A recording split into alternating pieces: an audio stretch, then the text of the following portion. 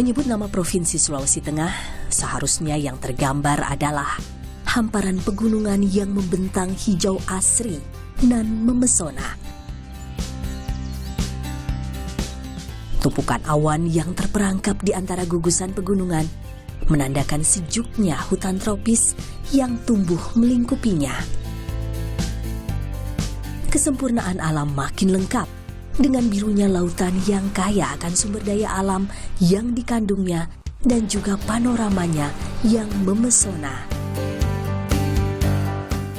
Namun sayang, dalam gambaran keindahan itu terselip kesan seram terhadap provinsi yang terletak di tengah pulau Sulawesi ini. Salah satu wilayahnya yaitu Kabupaten Poso, identik sebagai sarang teroris jaringan MIT atau Mujahidin Indonesia Timur yang berafiliasi pada negara Islam Irak dan Syria atau ISIS. Sejarah Mujahidin Indonesia Timur atau MIT di Poso berawal dari kiprah Santoso, ex-anggota Jamaah Ansarut Tauhid atau JAT, bentukan Abu Bakar Ba'asyir. Santoso berhasil merekrut dan membina cukup banyak kader militan. Beberapa kali juga memimpin aksi penyerangan terhadap aparat keamanan Indonesia. Pada 2010, Santoso dan para pengikutnya menggelar pelatihan militer di 2 tempat di wilayah Poso. Inilah awal mula terbentuknya MIT. Santoso menjadi pemimpin tertinggi atau Amir MIT pada 2012. Di masa Santoso itu pula, masyarakat di lereng Gunung Biru, mereka merampok para petani, membunuh mereka yang menolak memberi bantuan juga bahan makanan. Tidak sampai di situ, mereka juga membunuh tim keamanan yang saat itu bertugas mengejar keberadaan mereka. Kedua polisi yang gugur dalam tugas penumpasan di tahun 2012 lalu adalah anggota Buser Polsek Poso Pesisir, Bribtu Andi Sapa, dan Kanit Intel Polsek Poso Pesisir, Brigadir Sudirman. Teror demi teror kemudian berlanjut. Poso seakan menjadi momok, daerah rawan yang membahayakan kehidupan masyarakat di Kabupaten Poso, juga Sulawesi Tengah. Namun, atas kerja Kepolisian Republik Indonesia melalui Kepolisian Daerah Sulawesi Tengah, 2 pentolan MIT yaitu Santoso dan Ali Kalora bisa dilumpuhkan. Kebetulan saya waktu itu Kapolda tahun 2016 sampai 2018. Nama operasinya itu Tinombala dan target utamanya adalah Santoso. Santoso tertembak di tahun 2016, kebetulan saya PJKO-nya, penanggung jawab operasinya. Ya, di Pegunungan Biru juga. Waktu itu jumlah dari PO-nya banyak dan kami berhasil menangkap 25 orang. Lebih bahkan yang tertangkap waktu zaman 2016 sampai 2018. Namun demikian saya kembali menjadi Kapolda lagi tahun 2021 dengan DPO yang baru Ali Kalora. Ya alhamdulillah Ali Kalora bisa dilumpuhkan pada tahun 2021 dengan 2 orang temannya. Bagi Irjen Polisi Rudi Sufahriyadi, kepentingan negara adalah yang utama baginya. Keberadaan teroris atau apapun namanya bisa merusak kehidupan berbangsa dan bernegara. Tidak ada alasan untuk tidak menumpasnya sampai ke akarnya. Kalau cerita masalah Sulawesi Tengah dengan teroris, saya Kapolres Poso tahun 2005 sampai 2007. Dan saya pernah ditembak tahun 2006 ketika akan sholat subuh. Tahun 2010 ketika saya Kapolres Jakarta Utara, kita berhasil menangkap pelaku penembakan saya di Aceh. Dan tertembak itu orang Filipina, namanya Enal Tau. Jadi saya dari situ aja sudah berkali-kali. Bahkan rumah Kapolres pernah dibom ketika kita sedang menjadi Kapolres Poso. Kemudian saya menjadi Kapolda 2016 sampai 2018. Ya, cukup tegang juga karena masih banyak DPO, bahkan sahabat saya, seperjuangan saya ketika Danyon 714, waktu itu Saiful almarhum, Brigadir Jenderal TNI, itu kecelakaan helikopter ya bersama-sama saya operasi dan tiap hari sama-sama saya terus di sini. Itu 2017 ya. Untuk itu ya cukup tegang lah kalau mau ditanya tegangnya. Tapi kalau tugas negara, apapun kalau untuk negara ini saya hadapi. Santoso dan Ali Kalora sudah berhasil ditumpas. Kapolri Jenderal Listio Sigit memberi apresiasi dan menargetkan sisa daftar pencarian orang yang masih berkeliaran di Poso segera ditangkap. Densus 88 anti teror Polri diperkuat untuk mengamankan agenda nasional dan internasional dari ancaman terorisme. Saat ini Polri juga memprioritaskan upaya pencegahan. Perintah Kapolri tak butuh waktu lama. Telah dijawab Kapolda Rudi Sufahriyadi bersama Satgas Madagoraya. Buat saya ini tantangan dan saya hadapi semua. Kita hadapi semua, yang paling penting kita tuntaskan. Untuk DPO yang 4 ini kebetulan tertembak 2 lagi. Dari keterangan-keterangan hasil kita full bucket terhadap masyarakat, hasil intelijen dan lain sebagainya. Dan bekas-bekas yang kita lihat semua, koordinasi sama Densus, sama teman-teman TNI, semua kita koordinasi. Tinggal 1 kira-kira DPO, karena yang 1 itu tertembak dan kita sedang cari makamnya di mana. Tapi ya kita kejar terus sampai dapat. Atas perintah itu, saat ini Satuan Tugas Madagoraya terus melakukan pengawasan dan patroli di wilayah-wilayah yang terindikasi menjadi tempat pelarian DPO yang tersisa.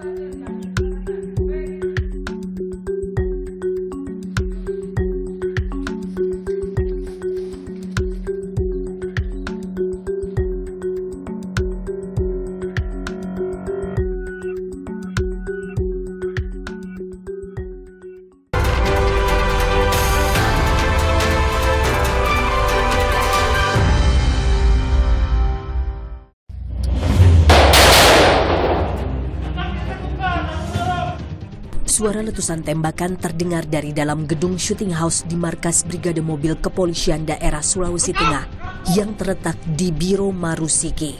Tak kenal waktu, melatih diri agar waspada dan mampu mengambil keputusan strategis ketika ancaman bahaya mengintai.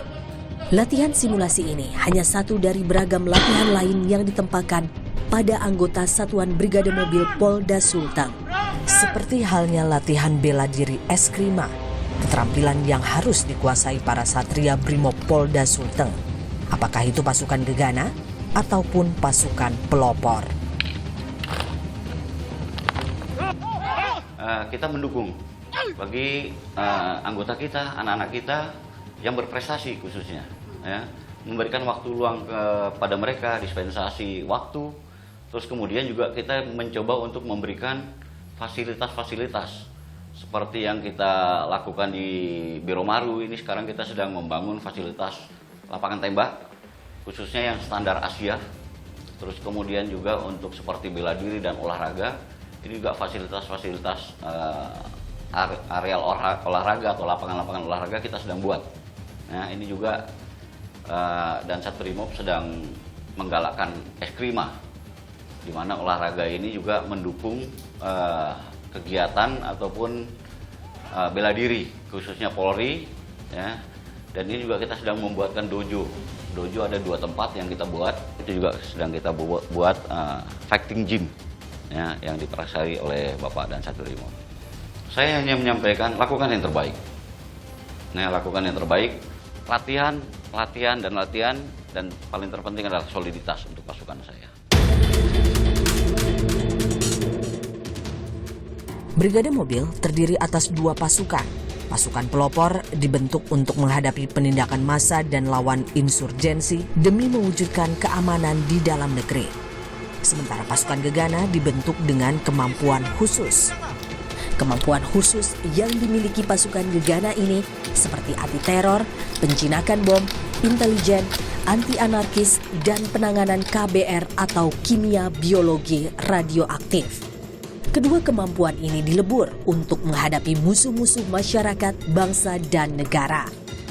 Pada pasukan gegana, kemampuan menembak adalah skill utama yang harus dimiliki.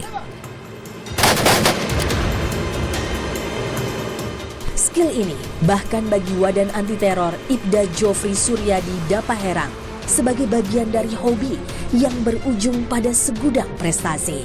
Tercatat, ia mengantongi puluhan medali.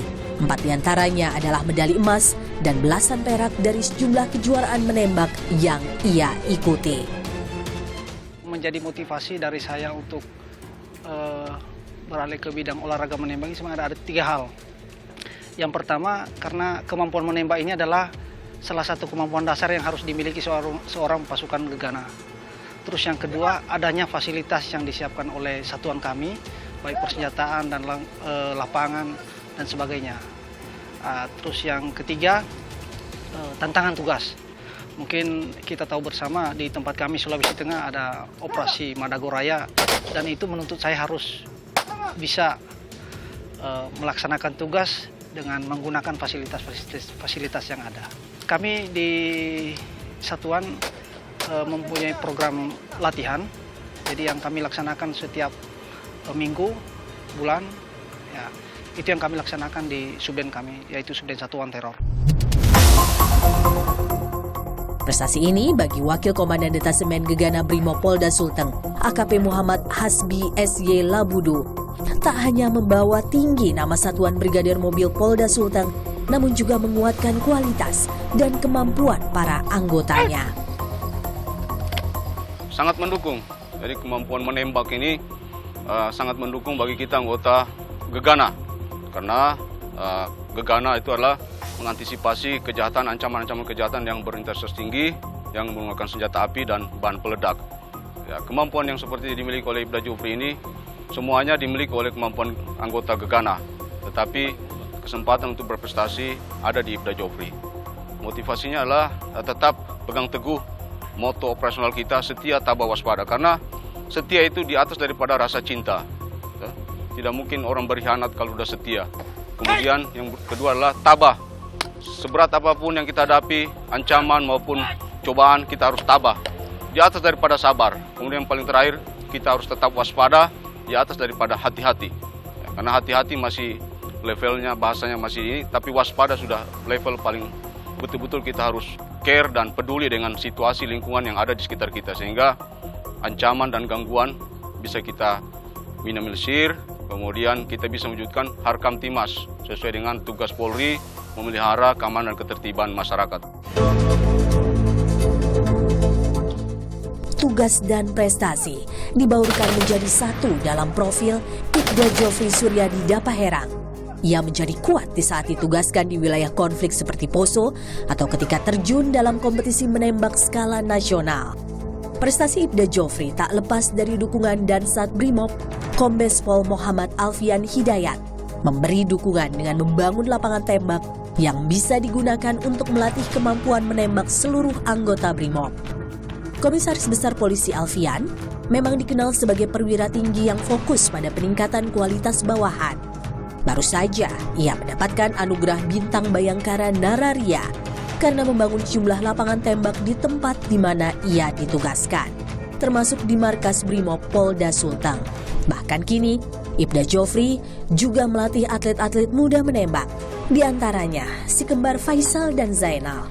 Siswa sekolah menengah atas Krida Nusantara yang juga memiliki prestasi sebagai atlet menembak di bawah arahan Ibda Jofri. Tim menembak Polda Sulteng ini diketuai oleh Kabid Propam Kombes Pol Ian Rizkian Milyardin. Perwira yang pernah bertugas di Sudan, Afrika ini berharap ia bisa mengaplikasikan seluruh kemampuannya pada tugasnya untuk bangsa dan negara. Lebih lagi, ia ingin keterampilan menembaknya bisa membawanya hingga ke ajang internasional.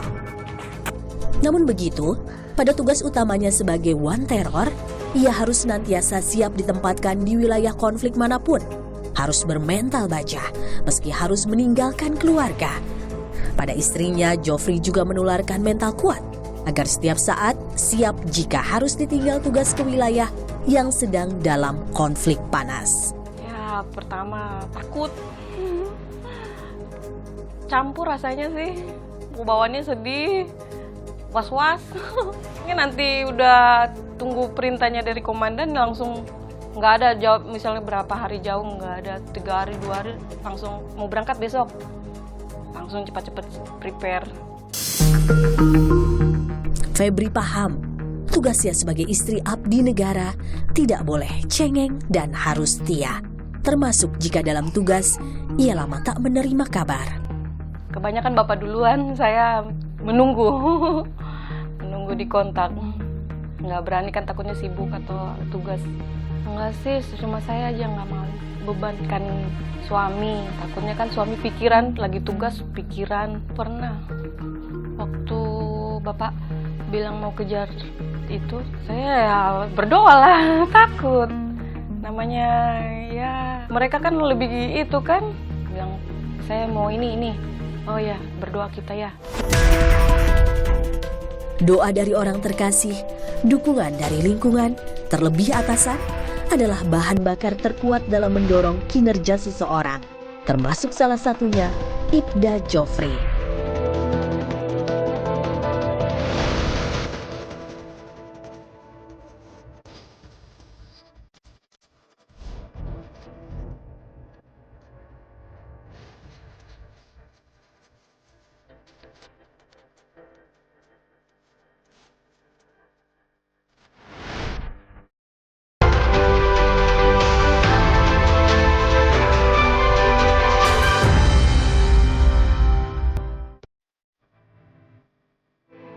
Inilah markas Madagoraya, Satuan Tugas Anti Teror yang bertempat di wilayah hukum kepolisian daerah Sulawesi Tengah. Tim khusus ini merupakan gabungan dari Brimob Polri, Residen Khusus 88, dan Tentara Nasional Indonesia. Di markas ini mereka yang terpilih berlatih fisik, mengatur strategi, dan meningkatkan kemampuan mengejar para teroris yang keberadaannya meresahkan masyarakat, juga mengancam keselamatan negara kesatuan Republik Indonesia. Bukan tanpa alasan, satuan ini bertempat di Tokorondo, Kabupaten Poso, Sulawesi Tengah. Karena di wilayah kelompok yang membaiat diri setia kepada negara Syria dan Islam Irak atau ISIS ini, melatih diri dan membangun basis di Pegunungan Biru, Taman JK, Poso, Sulawesi Tengah. Terhitung sejak tahun 2012, pimpinannya yaitu Santoso melakukan teror, membunuh aparat kepolisian, dan juga masyarakat yang menolak mendukung keberadaan mereka. Pada saat itu kami sangat ketakutan. Keluarga kami dilarang ke kebun, sampai kami berpikir kami mau makan apa. Tidak bisa kemana-mana, tidak bisa mencari nafkah untuk menghidupi keluarga. Kami menginginkan keduanya jalan. Satgasnya ada, terus terorismenya ditumpas. Apa yang dibawa? Dari mana? Rasanya was-was juga kita. Nggak bisa kemana-mana, tinggal di yang saja, tinggal di rumah begitu. Kalau mau keluar juga, aduh, salah. Orang tidak tahu masalahnya kita kan posisinya, tidak tahu posisinya kita di mana kan. Ada yang lihat kita di mana.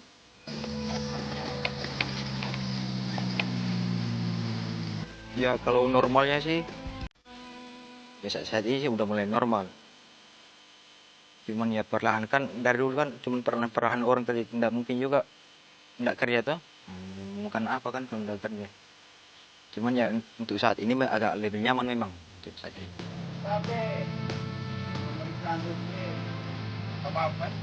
Kami sebagai pemerintah desa itu sangat masih mengharapkan masih dilanjutkan operasi lanjutan operasi ini, mengingat masih ada yang katakanlah belum selesai lah, karena masih ada yang tersisa walaupun cuma sekian.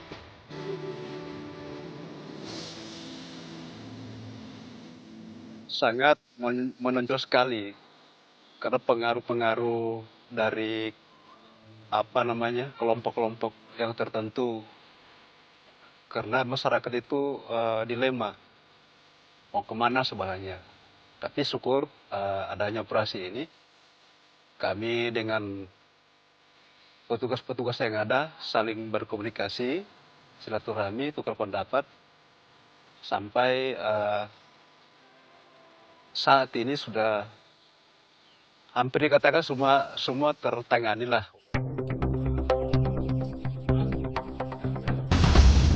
Bukan operasi penumpasan kelompok radikal yang mudah, mengingat lokasi yang dipilih sebagai markas dan perekrutan anggota adalah alam yang penuh tantangan.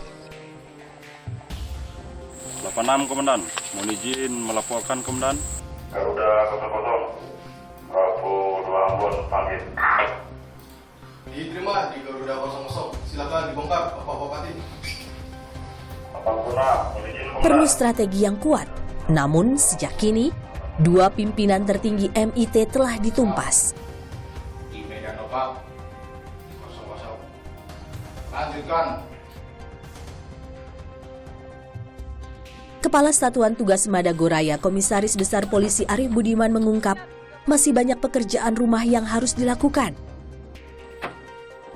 Jadi target tinggal 1, kita sudah melakukan pencarian, penjejakan, dan kita berupaya semaksimal mungkin supaya DPO ini segera tertangkap, atau kita sudah menghimbau juga yang bersangkutan untuk segera menyerahkan diri kepada kita secara baik-baik, sehingga akan kita proses sesuai dengan hukum yang berlaku. Kita akan bergerak jadi 5 tim. Jadi walaupun tinggal 1, tetapi 1 ini merupakan seperti simbol bahwa kelompok teroris ini masih melakukan perlawanan. Sehingga kita sudah mengidentifikasi beberapa simpatisan yang ada di bawah, dalam arti di masyarakat, yang masih berupaya untuk mendukung DPO ini. Nah, kita berupaya langkah yang dilakukan oleh Operasi Madagoraya dengan melakukan penyekatan di beberapa titik yang diduga sebagai jalur perlintasan untuk membantu aktivitas DPO di atas gunung, yaitu dengan memutus jalur logistik, kemudian membatasi ruang gerak masyarakat yang akan naik ke atas, sehingga dengan demikian kami berharap DPO akan dengan sendirinya mungkin menyerahkan diri dan komunikasi terputus dengan para simpatisan ini. Setidaknya ada 22 pos sekat yang tersebar di wilayah Poso, Parigi Mutong, dan Sigi. Salah satu pos sekat yang pernah menjadi basis perekrutan simpatisan, yaitu Dusun Taman JK yang asri dengan hawa sejuk khas pegunungan pun menjadi pusat pergerakan kaum radikal. Dahulu, tercatat ada 6 anggota kelompok Santoso yang berasal dari Taman JK. Ada yang warga asli, ada juga pendatang yang menikah dengan penduduk setempat. Taman JK kemudian menjadi pusat pergerakan, menyebarluaskan paham-paham radikal di kalangan masyarakat yang kebanyakan adalah pekebun dan petani. Karenanya, patroli dan pengawasan tetap diperketat dengan pendekatan humanis, namun tetap dengan kewaspadaan tinggi. Menjauh dari permukiman di Gunung Biru, pondok-pondok yang dibangun petani untuk beristirahat juga mendapatkan pengawasan. Pondok-pondok ini kerap menjadi tempat singgah kelompok MIT yang masih dalam pelarian. Kami mohon dukungan dan kami juga merangkul semua stakeholder masyarakat, baik Departemen Agama, Departemen Pertanian, semua kita rangkul untuk bersama-sama kita tuntaskan target operasi dalam arti 1 DPO ini. Jadi keberadaan kami sini di samping memburu para DPO, kita meyakinkan masyarakat supaya masyarakat tenang beraktivitas. Mereka tenang berkebun, mereka tenang yang nelayan mencari ikan dan sebagainya tidak terganggu, sehingga meyakinkan mereka. Jika Poso yang selama ini menjadi sentral kelompok radikal keamanannya terkendali, menjadi cermin bahwa seluruh wilayah Sulawesi Tengah mulai kondusif, investasi mulai berdatangan, perekonomian masyarakat bertumbuh. Jadi untuk kedepannya, kalaupun yang satu ini nanti tertangkap atau tertembak, ya kita harus tetap melakukan kegiatan-kegiatan di Poso itu, membina masyarakat-masyarakat yang sudah terpapar. Pemetaan sudah dilakukan, nama-nama sudah ada. Sampai hari ini kita tetap melakukan itu. Ya, mulai dari mengirim dai-dai Kamtibmas, dari TNI dan dari Polri, kita menyiapkan dai-dai Kamtibmas di tempat-tempat masjid-masjid yang diperkirakan terpapar.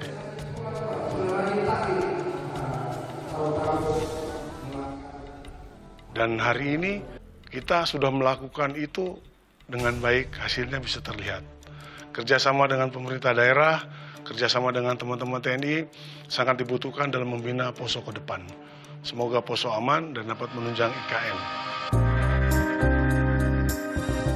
Kabid Humas Polda Sulteng menyebut, Sulawesi Tengah menjadi pemasok bahan-bahan pokok untuk pembangunan IKN atau Ibu Kota Negara Nusantara. Provinsi diharapkan menjadi provinsi penyangga yang tumbuh pesat bersama dengan provinsi-provinsi lainnya. Dan saya harapkan juga para investor juga tidak takut untuk berinvestasi di wilayah Sulawesi Tengah. Keamanan di sini sudah terjamin dan polisi akan menjamin dalam pelaksanaan. Kalau dari sini kan sumber dayanya ke sana semua. Jadi nanti mungkin dari sisi pangan, sayur mayur dari sini, batu, pasir, semuanya kan akan dikirim ke IKN sana karena di sini cukup banyak. Banyaknya isu di media sosial, kemudian di berita-berita lain tentang situasi Sulawesi Tengah, terutama itu Poso. Saya harapkan semuanya bisa dikesampingkan karena wilayah Sulawesi Tengah sudah cukup kondusif, terutama untuk berinvestasi ke wilayah sini. Harapan ini juga menjadi harapan seluruh masyarakat Sulawesi Tengah. Jadi untuk kepolisian kita selaku masyarakat itu bisa anjungkan jempol. Polisinya sudah terbaik. Saya juga sudah percaya sama polisi. Presiden Joko Widodo menyebut, dari hasil survei Kompas, 58% masyarakat menilai Polri sudah sesuai visi misi dan tugasnya sesuai polisi presisi. Kepercayaan yang kembali menguat ini tentunya menjadi motivasi untuk meraih lagi dukungan masyarakat dan hadir berdampingan dengan masyarakat mewujudkan Indonesia tangguh, Indonesia tumbuh.